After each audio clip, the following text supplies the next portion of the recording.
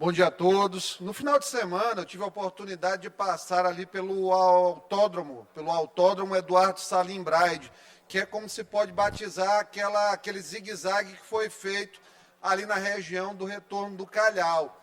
Muitas pessoas, obviamente que alguns na folha de pagamento da prefeitura, outros robôs e alguns cidadãos e cidadãs também foram lá manifestar opiniões positivas em relação ao autódromo. Só que as pessoas, muitas vezes, elas não fazem conta.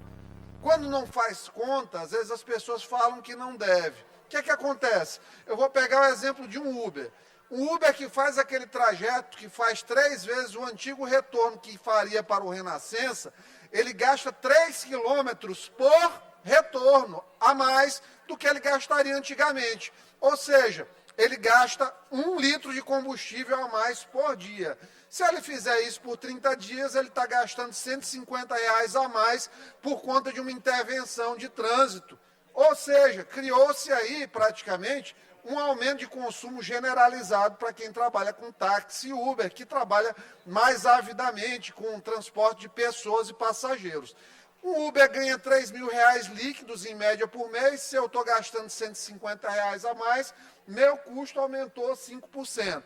Óbvio que a solução para aquilo ali não é o zigue-zague, o trapézio. Era um túnel com viaduto, uma obra muito mais ousada, custosa, difícil. Difícil não é a característica, transpor o difícil não é característica da atual gestão da prefeitura, a gente sabe disso. É uma gestão de mão de tinta, de maquiagem, de propaganda, de faz de conta, de tudo isso. Mas o pior é que a gente não sabe nem quanto custou a intervenção. Porque acontece, pessoal da imprensa, que a Prefeitura de São Luís é a menos transparente da história. Até o João Castelo, que Deus o tenha, que era um cara que tinha uma característica de uma política mais antiga, toda a obra, deputado Júlio, tinha o valor da intervenção na placa. Aqui não, só tem obra da Prefeitura e não tem o valor. Então, eu não consigo comparar se valeu a pena o investimento do trânsito livre, se foram 12, 15 milhões de reais ao todo em todas as intervenções, ou se era melhor ter feito um investimento de 30 no viaduto para resolver. Porque as pessoas esquecem que as famílias que moram agora nas ruas, que antes eram ruas tranquilas e agora são ruas com alto fluxo de carros, tem criança que atravessava a rua que agora está em situação de perigo, tem os comércios que perderam a capacidade de ter os estacionamentos no entorno. Então, tem todo um emaranhado de pessoas e interesses negociais representado uma coisa que a Prefeitura não verificou. Então, quando eu faço a crítica ao autódromo Eduardo Salim Braide, é porque coisas assim não podem ser feitas apenas por 3, 4, 5 anos de solução. Gastar 2 vezes é fazer burrice em gestão.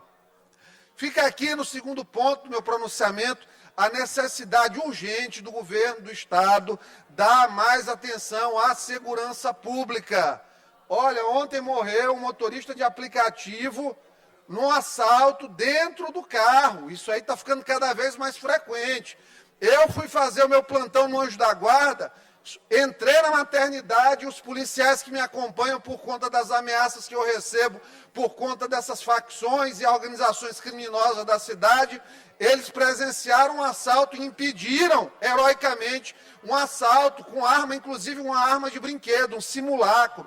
Então, assim, as notícias de roubo, de furto, de assassinato, estão muito frequentes. Na semana passada teve criminoso que utilizou a internet para mostrar em live que estava fazendo um assalto, um completo desrespeito ao nosso sistema de segurança. Então, governador, mão pesada, tem que cancelar CPF de vagabundo.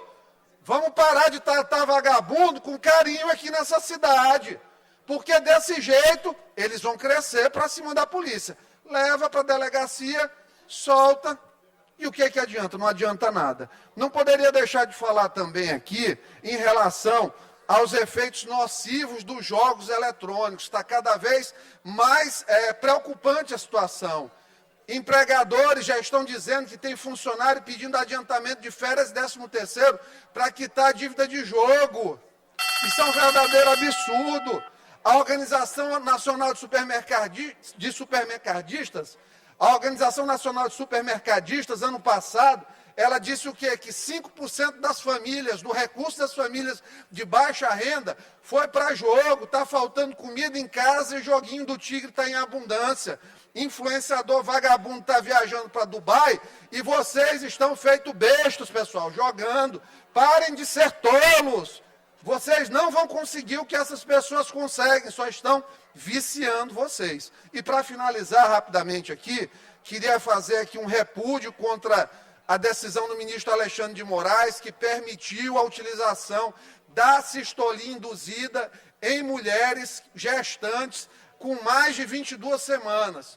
Nós não podemos transferir para um assassinato brutal dos fetos, com 22 semanas ou mais, a incapacidade do nosso sistema de saúde de realizar ou o acolhimento da gestante que teve o filho por um caso de estupro ou pelos casos previstos em lei da anencefalia. Não podemos transferir para uma vida a incapacidade do nosso sistema de saúde realizar em tempo adequado a interrupção da gestação. Então, conclua, deputado. este homenageado pela Assembleia Legislativa do Maranhão mostra a sua insensibilidade e mostra o porquê não mereceria a homenagem. Fica aqui, pelo menos, com alegria, o retorno da nossa comitiva de bombeiros maranhenses que foram ajudar no Rio Grande do Sul, capitaneados pelo Coronel Wellington, organizado pelo nosso querido Coronel Célio Roberto. Voltaram na missão humanitária, juntamente com funcionários da EMAP, como o Eusébio, que recebeu uma moção de aplauso nesta casa. Maranhão, berço de heróis, parabéns a esses heróis maranhenses. Muito obrigado.